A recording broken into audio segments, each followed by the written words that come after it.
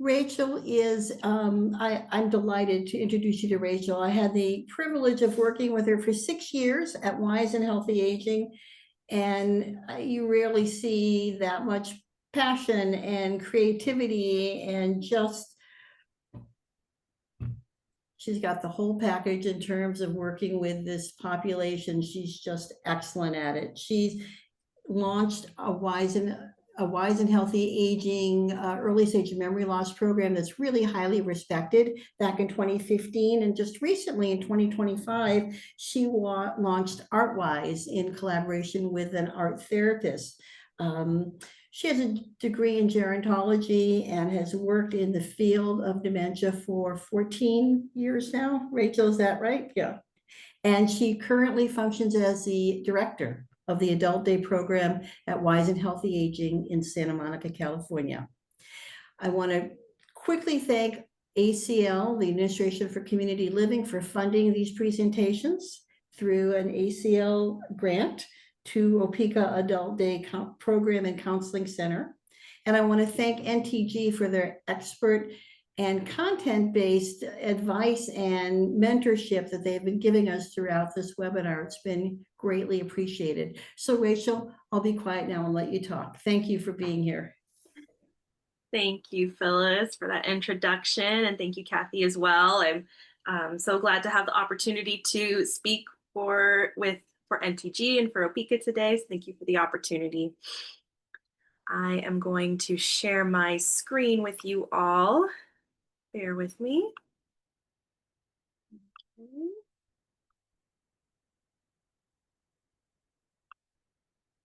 Oops. Hold on. Sorry, folks, 1 second while I get back to my original screen here.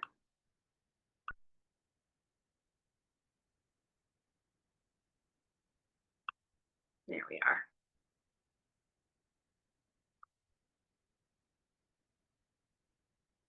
Okay. Oh dear. Thank you all for bearing with me while I do this. There's always something, right?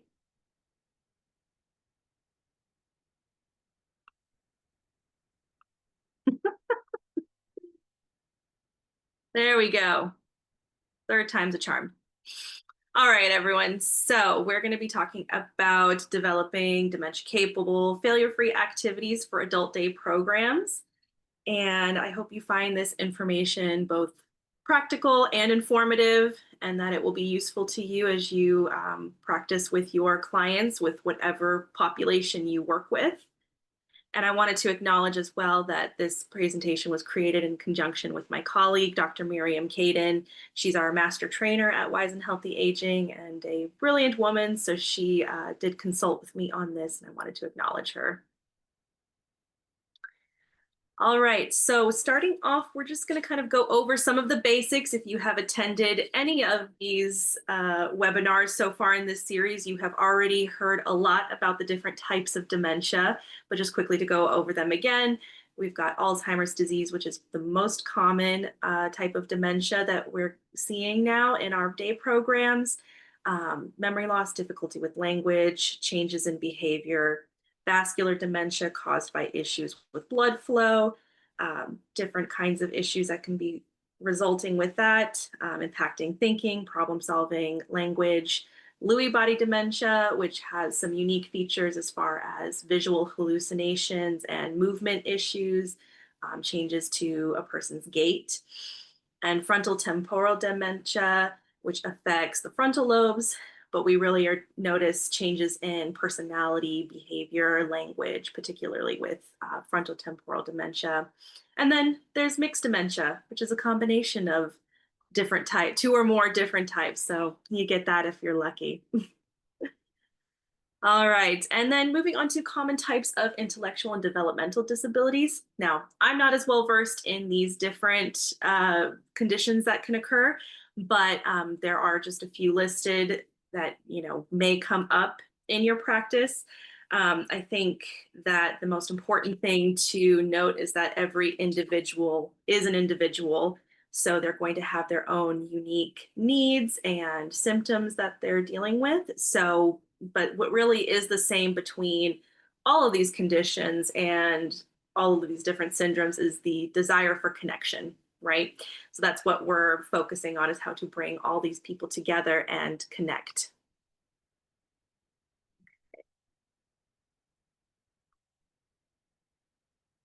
So one of the questions that we had at the beginning in the pre-test was, is it possible to have groups, mixed groups? Can you mix dementia with ID and DD?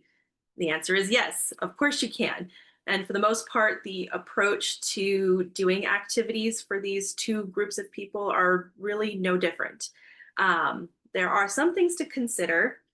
So, one of them being that folks with ID and DD are very likely to be younger. So, they might have more physical abilities and may want desire to use those physical abilities, right? So, you're going to have differences in the physical makeup of the participants in your program. In that same vein, they are going to be very different in age range, right? So, really you're looking at having an intergenerational program in a lot of cases. If you have someone who is in their 50s, their 60s, and all the way to someone who might be in their 90s or beyond. So, there's going to be differences in preferences for music, cultural references, the types of media they're wanting to consume. So that's definitely something to consider when you have a group with a really wide age range. That's kind of something we don't really think about, but you could very well have someone who's 60 and someone who's 102, which we do in our program. That is the age range of our participants, 60 to 102. And then one thing that I wanted to mention, and it's really difficult to talk about, is that it is okay to be selective about who you accept into your program. Not every person is going to be the right fit as much as we want them to be, right? Because we do really want to serve families and serve clients and just be everything we can for those people. But it's not possible. And so it's really important to be very honest about the makeup of your group and who you are really geared towards and who you're serving so that they can make the right decision to have their loved one in your program or not. So, for example, in our program, we have one client currently who has an intellectual disability, and our program specifically is geared towards older adults with dementia. That's not a restriction that you have to have dementia to be in our program, but that is what we are tailored and trained to do. So, with our one individual who came in, his name is Rick. His family gave me permission to share his story, but it was really important for him to be with people who looked like him, right? He didn't want to be in a program where there were lots of younger folks with ID and DD. He wanted to be with his own peers, people who had gray hair, right? So I think that's something that's very important to note. And that has been a conversation that I've had with other families when they are considering our program for their loved one with IDDD, that, you're going to be with people mostly who have dementia, that, they're an older group and here's kind of what we're doing every day. And that may or may not be the right fit for you. So, one of the other things that we considered with Rick is that he is very physically fit. He's able to run and jump and dance really expressively. And that was something that initially was, kind of a concern for us, is that he's so much more mobile than everybody else and wasn't necessarily interacting with our clients, especially when it came to dancing and trying to twirl people. And unfortunately, we were able to talk to him, and that has no longer been an issue. But it's just something to consider during this process, that when you're introducing someone into your group, but also to note that that could be an issue whether someone has ID, DD or not, because you do have folks who are young onset dementia, and that could also be an issue as well. So really, when it all boils down to it, every individual is an individual, and you have to really just look at the whole person and the whole makeup of the group. That there's not really anything super specific that that is going to make or break whether a person can join your program. Um, and also, just as important is to make sure your staff are trained on that, because there are some unique features to these different disabilities. So your approach might be a little different, but just making sure that your staff are trained so they are aware of those differences and aware of what might come up. Alrighty, so now we're getting into what is an activity? What are we actually doing here? So activity in its most basic definition, it's things we're doing, right? So when it comes to the makeup of the different types of activities that we're looking at and what we want to have in our adult day programs, for us, we're looking at what is recommended by the CDC. CDC recommends a minimum of 150 minutes a week of physical activity, and that's for preventing chronic conditions, maintaining health. Is everyone here doing 150 minutes a week of physical activity? But we are aiming to do that in our adult day program. We have a 45-minute activity or exercise session each day, and that's all seated. It's go at your own pace. So it's very buildable depending on each person's ability. If they're able to do more, we encourage them to do more, but we do keep it seated so that way it is safe. Safety is our number one priority. But we know physical activity is important for maintaining brain health as well. We live by the mantra, whatever's good for your heart is good for your brain. So if it's good for your heart, it's going to be good for your brain. Keep yourself in good physical shape. And then, of course, social activity. One of the best things you can do for your health beyond physical activity is fighting social isolation. We all know COVID-19 was a big test, a big experiment in that regard, and we saw just how much it impacts not only elderly people, but everyone. We need to be social and be interactive. So that's another reason why we advocate for adult day programs, that you really need to get with your peers and interact with each other. And then, of course, creative and spiritual activities are important for overall wellness. So this is art, music, but also spiritual activities in whatever way you conceptualize them. Of course, we're not advocating that you have church services for all your clients, but if you can do some non-denominational activities, those are also really wonderful. For example, we do a non-denominational Shabbat service on Fridays, and it's just very, basic. We're not preaching to anybody, but it's something that just really focusing on the week coming to a close and taking time for rest, and that's kind of the way we present it. And so we're using that to tap into the mindfulness aspect of well-being. But now we're getting into the meat of it. What is a failure-free activity? So I'm going to open it up to the group, throw some comments in the chat. Tell me, what does a failure-free activity mean to you?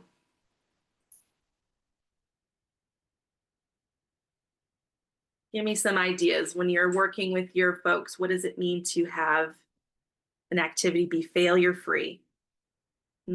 Focusing on the process, not the product. No right or wrong way. Yep, win-win activities, exactly. So failure-free means success is measured by joy, not performance. So that's exactly it. You're focusing on the process and enjoying the process rather than the end product. There's no wrong answer, free from judgment. Yes, I see in the chat, everyone can participate. Exactly. And everyone can participate at a level that's appropriate for them. And I'll get into that a little bit more later. So the reason that this is important is because it's building confidence, it's preserving dignity. The pressure is off, right?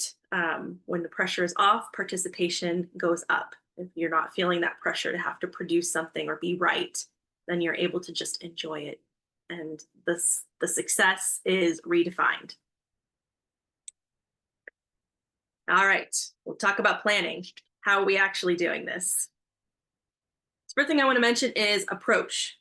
Think about the way you approach a person. We got Mr. Smith here. Hi, Mr. Smith. Do you want to do an art project? No, I'm not an artist. You probably have had that conversation before with other members in your groups. So art is ambiguous. What are we talking about here? I don't know. Art sounds scary, right? If you can get specific, that's better. And art also sounds intimidating. There's the pressure to create something that's beautiful or perfect or something that you can display, right? So we're trying to move away from that pressure. We also know that adults need meaningful activity. I'm sure you've probably also heard, why are we doing this? A kindergartner could do this. I'm out of grade school, right? But if we're doing something that's meaningful, that has a purpose behind it, there's a really good why for why we're doing it, you will get more participation. So we need to decorate our space for the upcoming holiday. We're making muffins for snack today. We're planting a garden so that we can have flowers or cucumbers or whatever it is for later. We're exercising our muscles because, remember our mantra, whatever's good for the heart is good for the brain. So you're doing something good for yourself. Doctor's orders, right? There needs to be a strong why behind what you're doing. All right, what are we doing here? So I want to take a turn to now look at the different stages of dementia versus range of disability. And I'm kind of lumping it all together because, you know, depending on what intellectual or developmental disability someone has, there's going to be, more moderate, more severe, adapt it to the way we're viewing it here. But I have it through the lens of stages of dementia. So we've got our stage, steps, complexity, and where it says space and distance, think of that as the setting, right? I'm not going to go through all of it, but this is something you'll have if you can refer back to this later. This is a really good chart to kind of gauge how you're going to approach creating an activity and how you're going to be able to target different people in the activity. But I really want to draw your attention to the space and the distance or the setting, especially as we're advancing or there's more complex needs with the IDDD individual. You're going to want to reduce the inputs around. So making things very simple, not only in the steps of what they're doing, but in the environment. That visual and auditorial distractions really play a big part. It's not just making sure the activity is simple, it's making sure the environment is conducive to activity, right? So when we're looking at these activities, is it something that you're doing for everyone? Is it a whole group activity? Is it a small group activity? Is it an individual activity? In a perfect world, we would love to be able to have all these really hyper individualized activities, right? That we've got, there's the group of ladies who love to have their coloring sessions where they can gab and talk to each other. There's the men who like to sit outside and talk about fishing. I don't know, whatever it is. But that's not really our reality. Most of the time you have your group of people and you've got to work with everyone at the same time and try to engage all these different people with all these different interests and these different levels of ability. So how do we do that? How do we reach everyone when we're doing a whole group activity? Because we don't want to make it too hard, but we don't want it to be too simple, right? So what I like to talk about in our activity planning sessions is it scalable? And what do I mean when I say that? So does your activity have something for everybody? Now that could be whether it's their interests or their level of ability.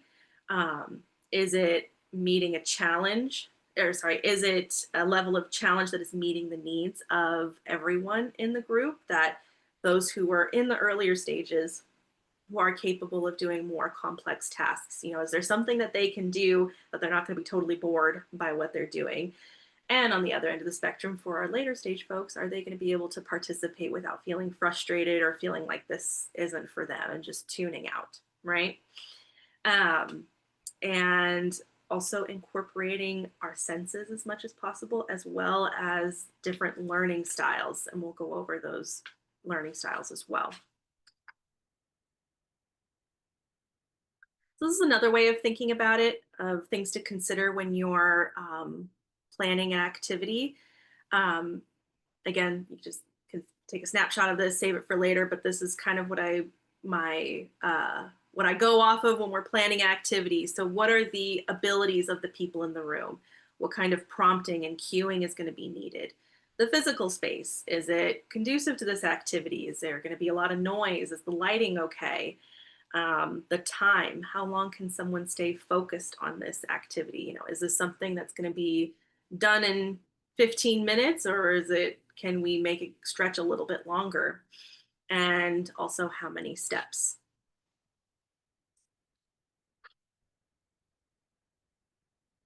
Just revisiting this slide again, thinking about your early stage folks.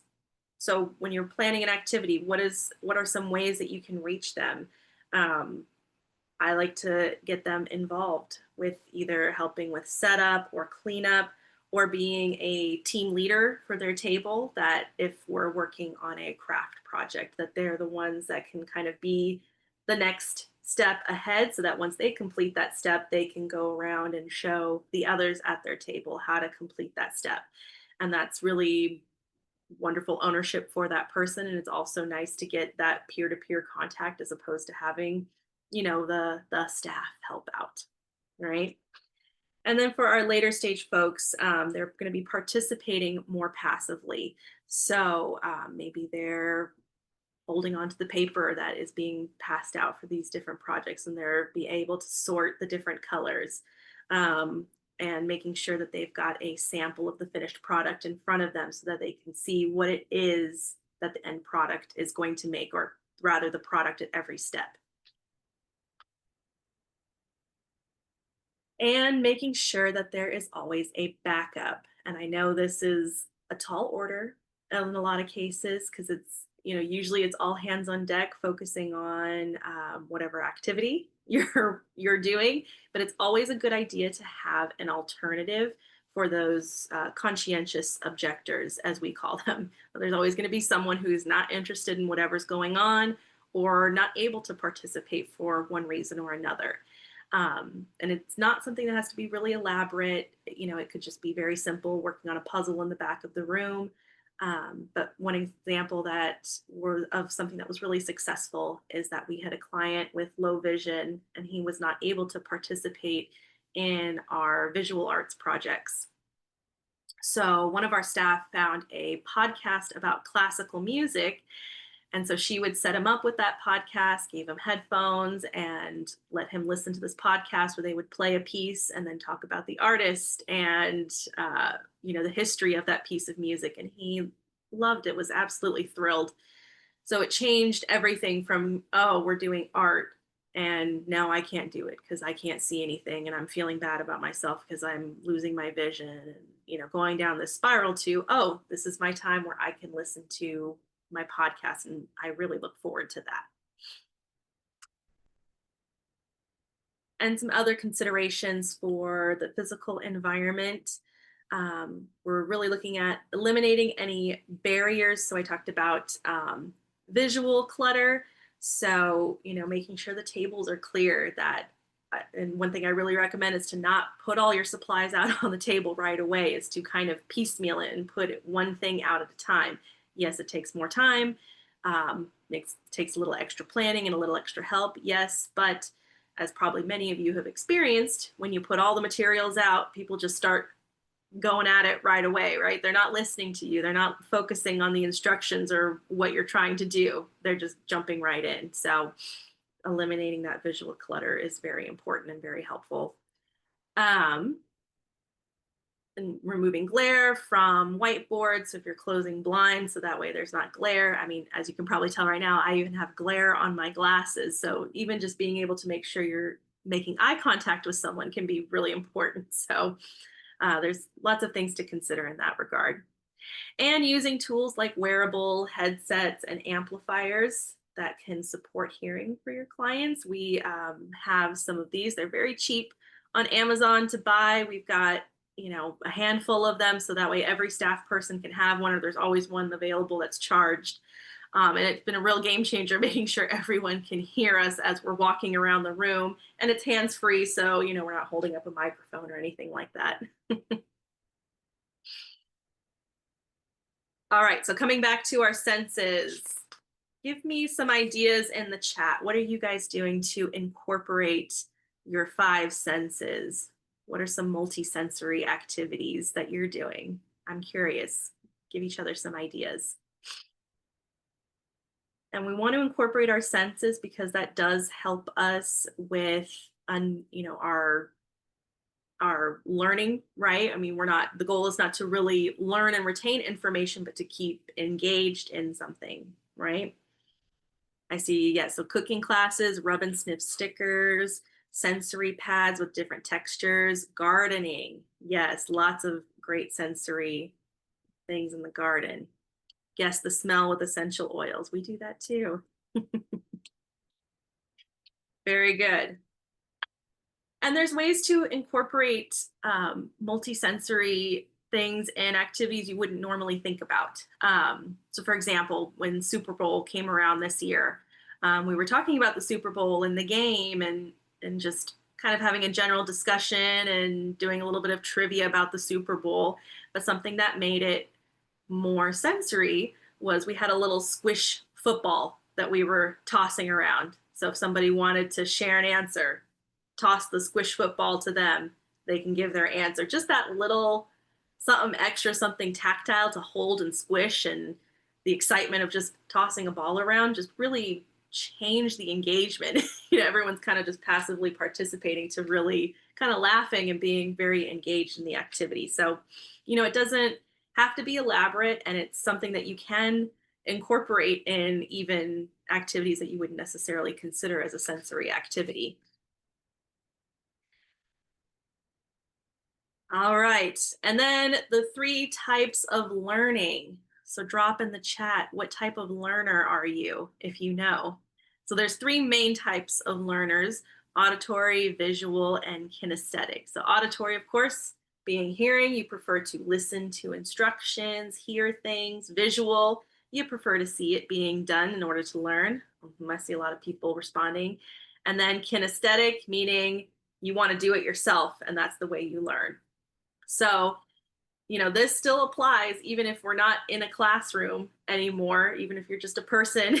When you're participating in an activity, these things are really important, right? We're going to try to make sure that we can hit auditory, visual, and kinesthetic in each activity. I see, yeah, like using them all to make learning easier. Exactly. And then using art and music as tools of connection. It's probably no surprise to any of you that art and music are super wonderful tools to really bring people out of their shells and to connect, particularly around music. We all know how much music can reach us and bring back memories and really reach folks with dementia at any stage. It's pretty universal. No matter your ability, it transcends everything.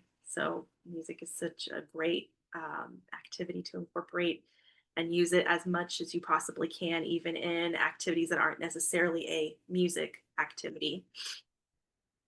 And with art, something I really wanted to talk about and just scream from the rooftops: abstract art. Abstract art is so wonderful because it takes the pressure off of making something perfect.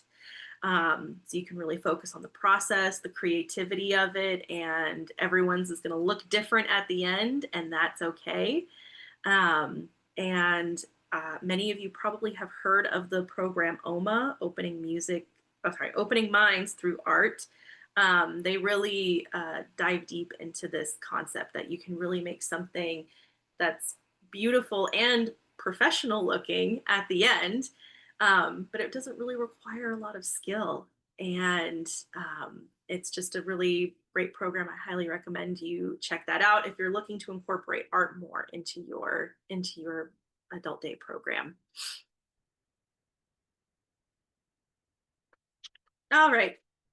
So of course, the three stages of an activity, we've got preparation, implementation, and cleanup. I think you all can figure that part out, but let's talk about the preparation, especially planning ahead. So prep, prep, prep. It's going to be your best friend. I know it's not always possible. I know we're often flying by the seat of our pants. I know I certainly am a lot of the time, but whatever you can prep ahead to make your life easier, please do it. So do things need to be cut out, measured, sorted, making sure you have enough materials for everybody, that you've got enough watercolor paint sets, etc. Have the steps been reviewed ahead of time? Have you actually tried it out? How many times have you started a project only to realize a third of the way in that it's way too hard and that your clients are getting super frustrated, and it's a horrible learning experience, but it happens to the best of us. So try it out ahead of time. Have a finished product that someone can look at if you're making an art piece or a craft or something like that. And if there's a slideshow or video clips, have they been viewed and checked for appropriateness? Sometimes things can surprise you when you have offensive language in a video that you didn't know about. And make sure your tech works. So it's always a good idea to have a run through, or just make sure, generally speaking, that your tech is up to date and everything is ready to go. And then we think about who is doing it. So for a group activity, we need a team. Hopefully you have a team available. Again, I know that's not always the case, but if you have more than one person available, you're going to have a leader. This is the person who's going to be leading the group. And then you have a support person, one or more, and they are the ones who are going to be checking in on individuals, assisting them, and also moderating, making sure they're modeling appropriate behavior, and also, moderating if there's any situations that arise. You want to make sure you have everyone's attention before an activity begins. Make sure they're facing you. Make sure distractions have stopped. So again, when we're talking about like visual clutter, making sure the tables are nice and clear. There's not a lot of movement happening. Like if it's a transition period, people are getting up to go to the bathroom, etc. You're leading the group, giving simple instructions, modeling what to do, focusing on the group, and then allowing that support person to then also model for what you're supposed to do. If the person's getting instructions, they're scanning the crowd, watching for signs of restlessness or confusion, and kind of nipping those things in the bud before they turn into a larger problem. And of course, cleanup at the end, but also to note that cleanup can be an activity. Really, if you can involve the people who are doing the activity as much as possible, involve them in not only in the activity, but the setup and cleanup as well. That can be just as meaningful of an activity as anything else. And have fun. So now we're going to bring it all together. I want to share an example. I'm checking time. I'm going to go through it pretty quick, but I wanted to share an activity that is something we do every year around Thanksgiving. It's about flint corn. Oops. All right, so this activity, it has purpose, right? It's around Thanksgiving, so it's educational. We're talking about flint corn and Indian corn and other terms, how it's grown. Oh my gosh, it's beautiful. Look at these different colors, all the different shades it can come in. And this activity is multi-sensory because not only are we doing a craft, we're also creating a snack as well. And so we've got different types of engagement. It's culinary, it's tactile, it's art, it's visual. We have some storytelling components, and there is something that everyone can participate in at various levels. Highly recommend lesson planning. I've got a sample or I've got the actual lesson plan that we use. So it lists out everything you could possibly need, the preparation needed, and then a step-by-step instructions. The theory is that, you know, if you got hit by a bus on the way to work, somebody could pick up this activity and run with it. That's something that we're trying to be more intentional about. So we're building up our resources of our own great activities that we've come up with. And, you know, it's not just living in the head of someone, that we're actually able to repeat these results again. And if you're interested, I can send this lesson plan out if you want to just see this example and try to replicate it in your own practice. There we go. Okay, so the first part of this is our flint corn activity, and this is Rick. Rick is our individual who's part of our program who has an intellectual disability. And again, his family said I could share this photo of him. So this is our flint corn. So learning with what we've learned already, I wanted to ask the group, so what are some examples of making this scalable? So what do you envision someone doing if they are in early stage? So what we've got here is pipe cleaners twisted together. We're stringing beads on the pipe cleaners, and then you bring them together at the top and it makes this kind of beautiful beaded corn. It's lovely for your dinner table. Yeah, so for our early stage folks, they're helping pass out supplies maybe. Organizing the supplies, they can sort the beads into the cups that we're going to put at the different tables. Something that you can do is you've got your 4 strands of pipe cleaners, twisting them in the middle. That might be something that they can do. And what about late stage? What are some things our later stage folks might be able to participate in with this activity? Any ideas? Well, I'll tell you how it goes with ours. More often than not, yeah, stringing beads, filling a bin of beads. So oftentimes our folks who are in later stages, usually what they're doing is they have one pipe cleaner, they're stringing the beads on the pipe cleaner, and then we usually end up making it into a bracelet or some other kind of trinket for them.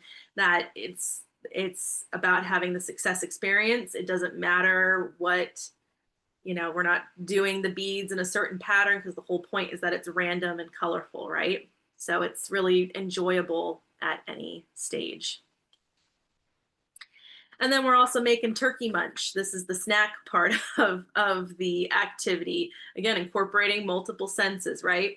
So often what we do for this activity is we have some people who are working on the actual flint corn craft, if that's something that they're more interested in or perhaps better suited for. And then when we're making our turkey munch, this is something we're actually geared more towards our later stage folks because it's a little bit simpler to put together, where we've got the popcorn, we've got the candy and the little chips and everything, and we can mix it together. So yeah, something for everyone, but also we can get our earlier stage folks involved. Like in this case, and when we did this last year, Rick was running back and forth to the kitchen and popping our popcorn for us and getting all the supplies ready. So that was really wonderful. And then just as an example of something that is passive but still enjoyable for everybody, I like to show this little clip of popcorn popping in slow motion. It's very entertaining. But yes, just an example that, you know, sometimes it doesn't have to be all like go, go, go on, that it's nice to take a little break and watch a video and just enjoy watching popcorn pop because it's fascinating and funny. So again, just to wrap up, what makes the flint corn activity successful? It's engagement from all skill levels. It has intergenerational appeal if that's something that you're able to have. Kids love popcorn, kids love snacking and making crafts. And it's also a way to make it meaningful too, that if you have this intergenerational activity, it also takes some of the it could make it more, what am I trying to say, palatable for some folks who are like, ugh, I'm not doing that kindergartner stuff. But they will do it with a kid, and it's a lot more fun and it's engaging for everyone. And as I mentioned, there's no right way to bead the corn. It could be any color combo, so it's pretty failure free, right? You're just stringing it in whatever way you like it, whatever way appeals to you. And with the snack at the end, there's built-in motivation and reward. So it checks every box: meaningful, multisensory, scalable, and inclusive.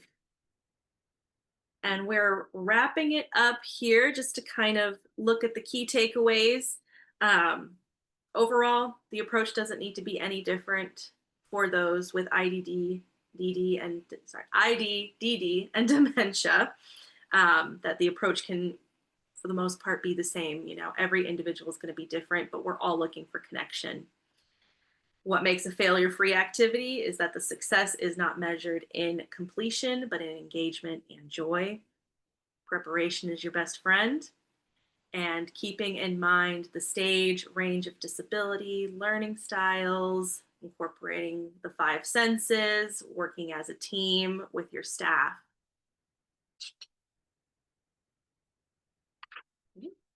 And then with that, I did want to share, just a couple resources that you might find helpful just in your activity planning. Many of you have probably heard of Activity Connection. It's a great resource online. It's a subscription service, but it's just a wealth of ideas and like ready-made activities that you can then add in extra layers onto to make it more multisensory if you desire. Savvy Caregiver also does a lot, and it's a class that's designed for caregivers, but I've taught the class for a long time, and I find it so beneficial just for my own practice of creating contented involvement. That's something that they talk about a lot, and that's really our goal as providers in an adult daycare program, is to have our clients contentedly involved in the activities that we're doing. Opening minds through art, I mentioned before as well, with those really great professional looking style art projects. David Troxell's best friend's approach to dementia care, and basting with time slips and her book Creative Care, just amazing if you get a chance to read it. And also looking at your own team, who has skills that you didn't know about. You know, I like to use the example of, you know, one of our interns did this really fantastic aromatherapy project, and you know, she's like, oh yeah, I'm a certified aromatherapist. Okay, great, let's do it. Bring an activity. So looking into your own team and what skills they have, and get creative of things that you might not ever have thought would be something interesting to do with your group. You never know. All right, so with that, I want to open it up to questions. We've got a little bit of time for questions, right? Yeah. Yes, you do, Rachel. Thank you for an excellent, informative, and very practical. I love taking the principles and applying them that everyone can use. You have a comment question in the chat box. What about IDD person who has behavioral difficulties more severe than running, dancing? How can they be integrated into your day program, or is that not possible? I mean, like I said, we hate to talk about it, but it is important to be selective about who you have in your program. And I mean, it's true of folks who have more aggressive behaviors when they have dementia as well. You have to balance the needs of the group versus the needs of the individual. So it's kind of hard to say in each case how it will be, or what's the right approach. But if it's someone who is requiring a lot of one-to-one attention, you know, just think about it from a staffing perspective. Do you have the staff able to provide that one-to-one supervision? Yeah. I'd like to also add to that. It may be the person can come for an hour. It may be you work with the organization or the family member who can come and help someone who knows how. And so it's not all or nothing. And so really looking at how you can just smaller amounts of time. I had a similar question about activities and how you can adjust for people with IDD may have come in with a different baseline than people from the general population who may not have had the capacity to do some of these activities. And so I guess creatively looking at what other activities and a much slower introduction, of course, never putting anyone physically at risk or emotionally, mentally at risk, but finding ways you can get help from the IDD community to be able to help assist with that as well. And so it's not all on your staffing.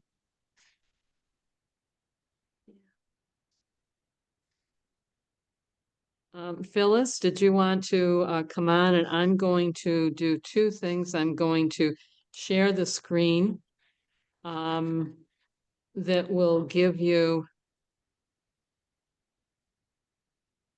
where you can find the code to view prior webinars. And I'm also at the same time going to put up the poll as Phyllis is talking, and if there are any more questions as well.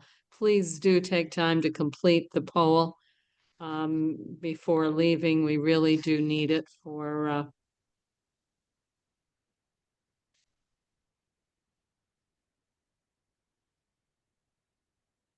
and so I've just launched the post test, and Phyllis, if you'd like to make comments, and if anyone else has any more questions, any other comments they'd like to make. You're muted, Phyllis. Before I close, thank you, Kathy. I'll just look at the chat box for a minute and see if anyone else has any other questions that they'd like to ask.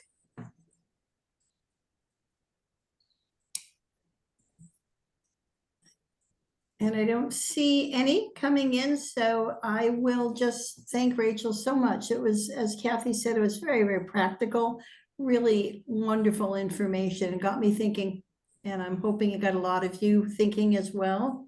I appreciate everybody's attendance at the webinar today. We have one more in June, and that will be working with families. And so please do plan on attending that last webinar as well. And then we will have one in September. We're skipping the summer months, and we'll have one finale webinar in September. And we'll definitely get information to you about that. Thank you so very much. And Rachel, thank you so much for a really informative hour. Thank you. Extremely well done, Rachel. Very, very helpful for all of us. Thank you.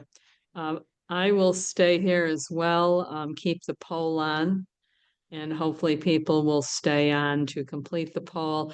On your screen, the links to previous webinars that are recorded. If you haven't attended all 8, know that all are and will be available to you.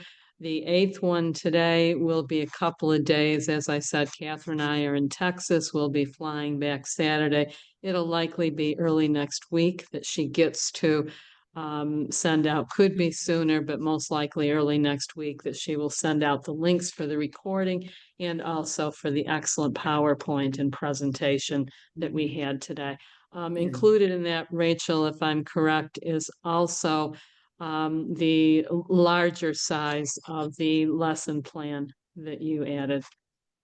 It'll be very helpful guideline for you. So I see many of you are completing and working on the poll. Really appreciate that. We do all of this because of all of you who take the time to attend, all of you that do such excellent work in the communities. And we do hope that you are more and more increasingly people from the Aging Network and people from the IDD Network working together to help make a positive difference. And so we can have increased building our communities together. So really appreciate each one of you. Thank you. Yeah. And again, to just just dovetail on what Kathy said. Thank you so much for taking the time to fill out the pre and the post surveys. We really rely on those, so it's wonderful that you're doing that. And by end of next week, we should have information together, I would think, on the last webinar in June, the one that we'll be doing in June, so that you can check it out. It'll be on the NTG website. You can check it out and see what you think, and we're hoping you'll join us. Last Thursday of the month. We're hoping you'll join us, and we'll get that information up just as soon as possible. Thanks. Thank you, everyone. As I said, I'll continue to keep this up until there's still people entering the post-test and want to have as complete entry as possible.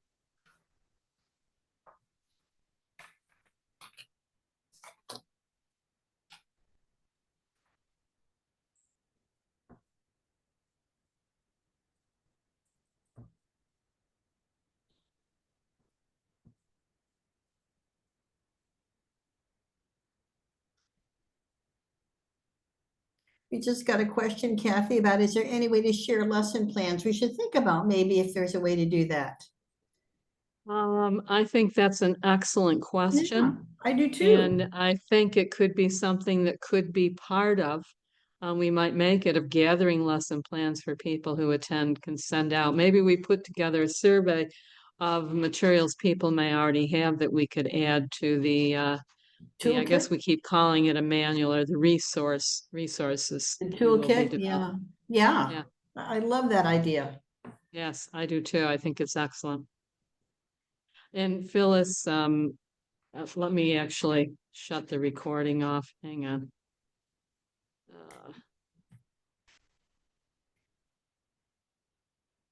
I can't see where I can stop the recording.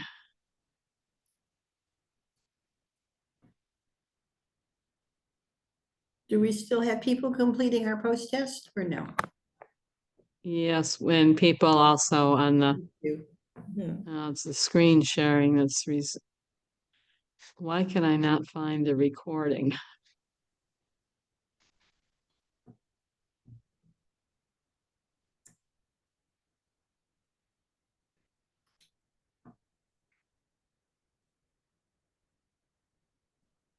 All right.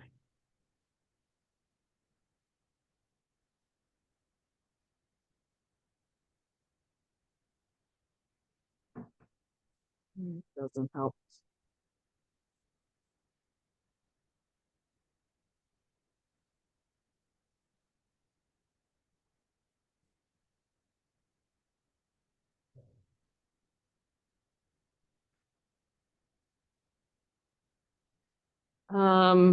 We're getting close to being able to end the poll. Thank you, everyone. Yeah, wonderful. I'm going to stop sharing and keep the poll up. Maybe then I can, good.